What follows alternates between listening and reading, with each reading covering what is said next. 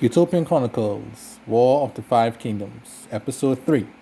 Natasha and Sonoma enter the dimensions. Now that the conflict was underway, Natasha and Sonoma entered the dimensions for the first time. Since the main galactic population of the dimensions were now back in the home planets and galaxies, the dimensions returned to a barren land filled with countless number of ecosystems. This was due to the fact that the dimensions have been a part of each major planet and galaxy within. Many creatures and beasts roam the land, air, and sea. The bases and castles within still hold strong, but had overgrown vegetation. This was perfect to hide a huge ship, like the lone, a whole army. So the kingdom allies and had their work cut out for them. Being one of the first units of the Androsican army to arrive, the two journeyed throughout the jungles to get a feel of the new landscape. Natasha climbed up on top of a hill. Look at this purple sky. This is dawn of the dimensions. I can't believe a place as beautiful as this was used strictly for war. Sonoma following suit. If only Noma was here to see this sight. They both looked up. Well, at one point, these dimensions were a metropolis under the Kinkalo and Yui empires of the past, so it's not all that bad. Natasha, yeah, I just wish that we were here on better circumstances. Just then, they heard something in the trees. It moved the trees as though they were a cornfield. Sonoma, look, the birds are leaving. The hell?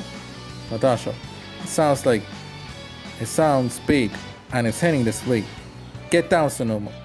Natasha grabbed Sonoma and pushed him to the ground as a giant tree was thrown at them. It was from a giant beast that was chasing away the birds.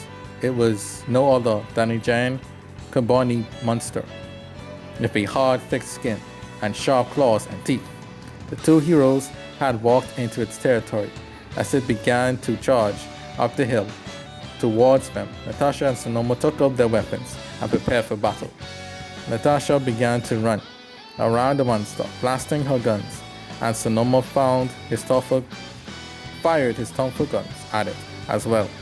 When the monster was on its knee, Natasha jumped on its back and grabbed her sword that was on her back and started to hack and slash the beast's back. The Kabani monster yelled out a loud noise and was attempting to fall on its back to crush her.